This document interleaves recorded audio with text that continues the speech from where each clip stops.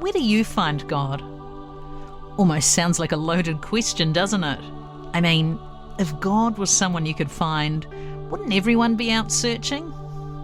Well, rather than looking for something elusive, like a pot of gold at the end of the rainbow, I reckon it's more about learning to recognise the way God is already present to us in our everyday lives.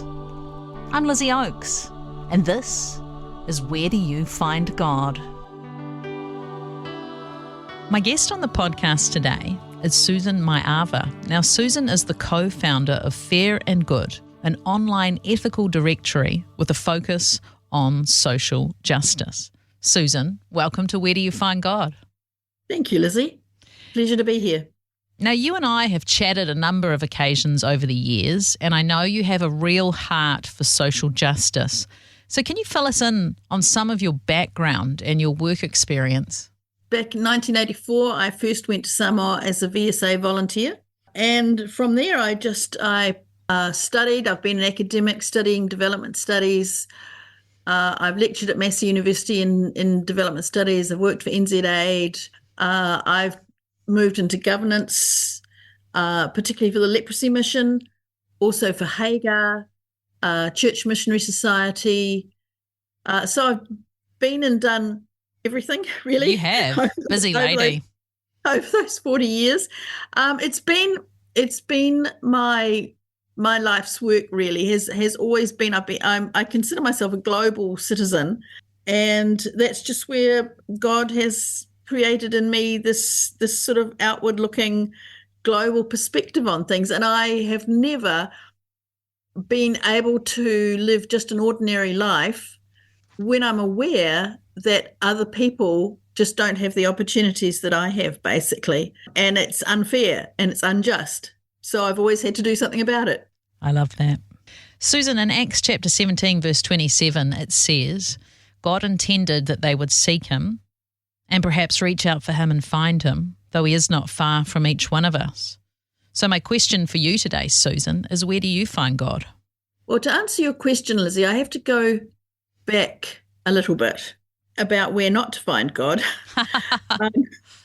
When I was, and I'm going right back to childhood, because so much of what we are as adults is influenced by those years when you're growing up and you're learning and being formed.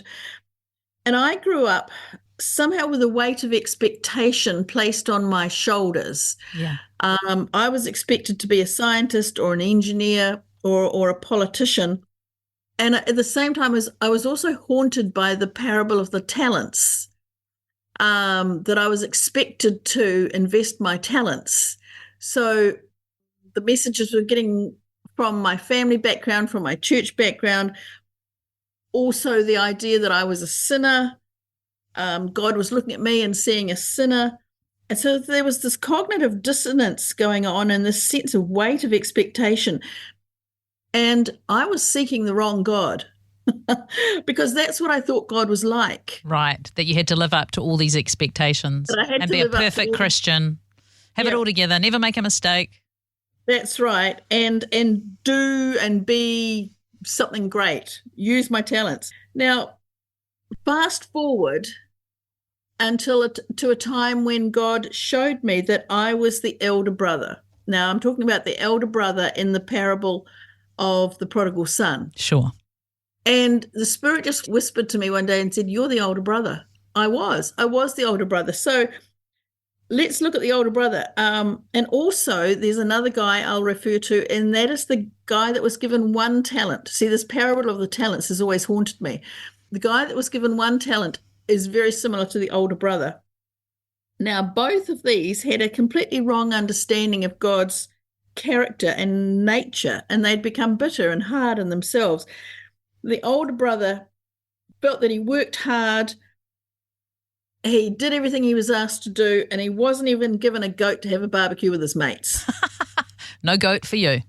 No goat for you. And the guy with the one talent, when he explained why he'd buried his talent in the ground, he said, "Well, I know that you're hard." This is talking about God. "You're hard and you're harsh. You're burdensome. You're ungenerous." And he even said, "You reap what you don't sow." I know that. And what he meant by that was you're actually trying to exploit me to make a profit. So he was bitter, and had a completely wrong understanding of the nature and character of God. So the father came to him and said, you're not getting this at all. You're misunderstanding. Everything I have is yours. I love you. You're my child. See my generosity and come and join the party. So where does your story fit into this, Susan? So my story is that I had to change my complete understanding of who God was. If I was to find him, if you like, Yeah. I had to understand the true character and nature of God, how to find this God, how to find this generous God, not the God that was hard and harsh, but the one who was generous. How to do that? Well, the answer, and now I'm going to answer your question, is to study the life of Jesus. To really, really study his life. And this is how I find God now. I study, and I don't mean read, I mean study the life of Jesus. And what are his characters? What's important to him? What is he like? What does he do? Well, he's good. He's pure goodness. He's compassionate. He's humble. Doesn't judge. He said, I didn't come to judge. He is completely non-judgmental. So that goes, that judgment, which I felt, that expectation, gone. How does that feel to be no longer under that heavy weight? Fantastic. Yeah, fantastic. That weight is gone. So, Susan, when for you did this journey of your heart sort of changing and seeing that God wasn't this big authoritarian God, but as you say, was a God with humanity, when did this journey begin for you? It's been an ongoing process. I mean, I've been a Christian for 40 years, and sometimes I've understood this more than at other times. It's, for me, because of those childhood influences, it's very easy for me to slip back. Yeah. And that weight of expectation to come down on me again. And I have to retrain and reteach myself and spend more time listening, learning, studying. It's an ongoing process, and it's also the work of the Spirit. Susan, something just picking up on earlier that you said there's this weight of expectation that you were going to do certain roles and achieve a whole lot.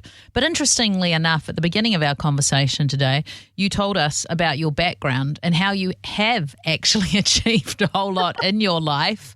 Is that a sense of doing those things with God? Or over time, has it developed more into doing things with God and less out of your own strength?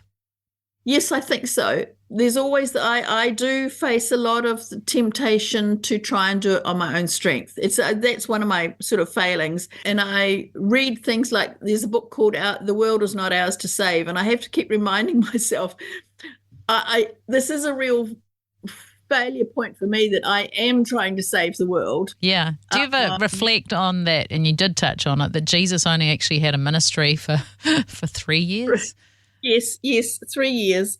And when I refocus back on him and I look at him, he didn't strive. Yeah. He didn't hurry. He just went about, the Act says he went about doing good works, doing good things. He went about his father's business, didn't he? He did also talk. He just went about his father's business. Yeah, that he only did something if his father was doing it. So all that you're talking about and all the need and everything, and always trying to juggle just the demand and your own well-being. What do you feel if Jesus was sitting there right beside you, he'd want to give you for all those things?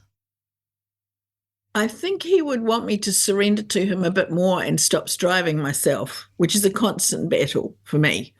Yeah, you know what, Susan? I think you've just touched on something that many of us actually deal with, right? Just the juggle and the balance of everything. But it's a great reminder today that I think it is really about giving it over to him and surrendering to him. Yeah.